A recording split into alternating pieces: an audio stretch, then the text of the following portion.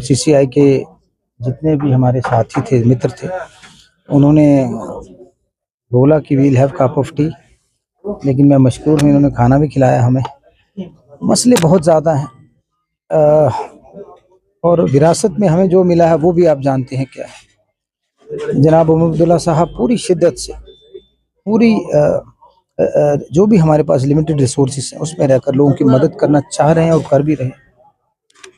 कैसे हमें टूरिज्म को प्रमोट करना है, चाहे सूबा जम्मू है चाहे सूबा कश्मीर है।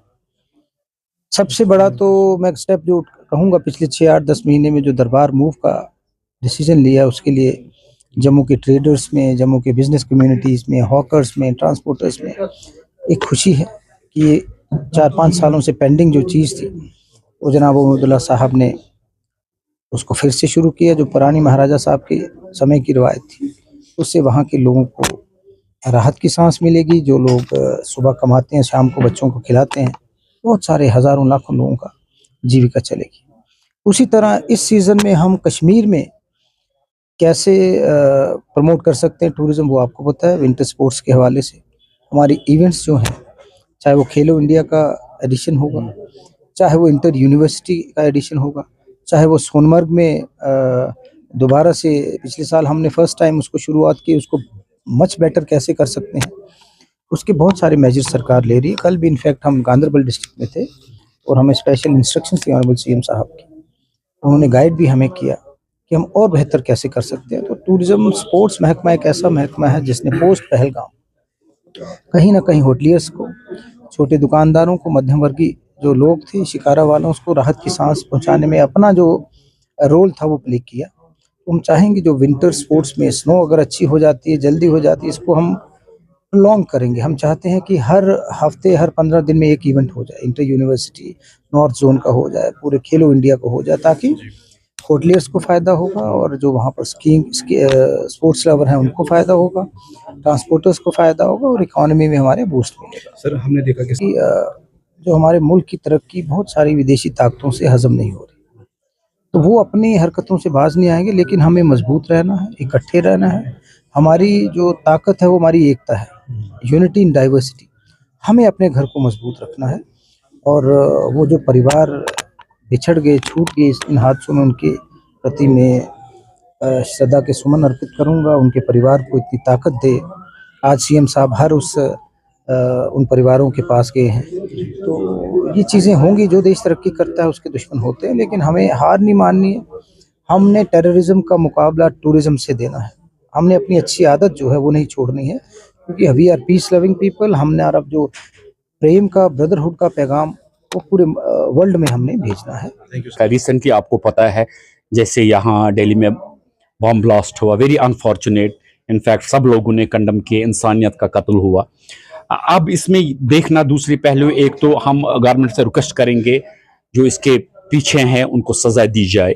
साथ साथ में दूसरी एक बात करना चाहता हूं, देखिए यहाँ से विंटर्स में ट्रेडर्स बाहर जाते हैं, शॉल की फेरी करने जाते हैं, या हमारे स्टूडेंट्स वहाँ। मैं ऑनरेबल होम मिनिस्टर से रिक्वेस्ट करूंगा कि कश्मीर के बच्चों की सिक्योरिटी का भी पूरा ध्यान रखा जाए। या बिजनेस कम्युनिटी हमारी विंटर्स में जाती है, उनको भी, यहाँ वैसे भी सीजन खराब हो गया 22 अप्रैल के बाद यहाँ कोई बिजनेस, अब बड़ी होप्स थी यहाँ कश्मीर हैंडीक्राफ्ट वालों को, ये बाहर की स्टेट्स में जाते हैं, अपनी कंट्री के स्टेट्स में जाते हैं, मगर वहाँ इनकी पूरी सिक्योरिटी का ख्याल रखना है। देखिए इंडियन सारे हम हैं, हम सारे हिंदुस्तान में अपने मुल्क में तिजारत करना चाहते हैं, तो इसलिए हम चाहते हैं कि कहीं ऐसा कुछ ना हो जाए, किसी के साथ छेड़ा ना जाए, खासकर स्टूडेंट्स के साथ। मुझे लगता है वैसे भी होम मिनिस्ट्री ने बहुत ही ज़्यादा पहल की है इसमें, उनका भी बहुत शुक्रगुजार करते हैं। और यहाँ का ट्रेड का मैं कहना चाहता हूँ कि यहाँ की टूरिज़्म के रिवाइवल के लिए हम चाहते हैं कि विंटर सीज़न यहाँ का रिवाइव हो जाए।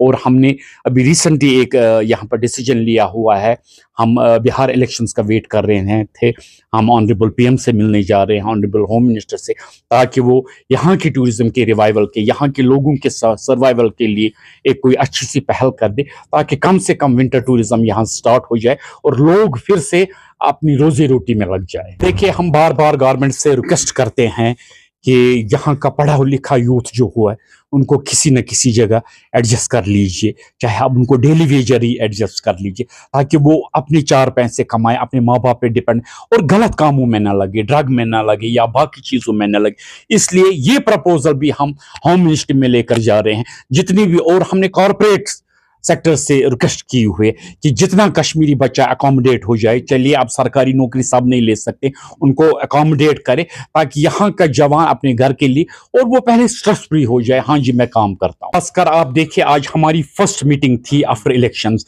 हमने इसमें थीम ही रखा है हैंड होल्डिंग फॉर ट्रेडर्स। जब तक यहाँ का ट्रेडर ठीक नहीं होगा तब तक कुछ भी ठीक नहीं हो जाएगा, और यहाँ की जो ये अनसर्टेनिटी है ये भी खत्म होनी चाहिए। सिक्योरिटी का खास खास इंतजाम रखना चाहिए, और मैं गवर्नमेंट से रिक्वेस्ट करूंगा जितना भी हो सके कि कश्मीर को प्रायोरिटी दी जाए, कश्मीर के ट्रेडर्स को प्रायोरिटी दी जाए, क्योंकि यहाँ के लोगों ने काफी मुसीबत देखा। अब 35 साल हो गए, मगर मुझे लगता है अब ये सही टाइम है, यहाँ के लोग इससे ज्यादा नुकसान बर्दाश्त नहीं कर सकते हैं।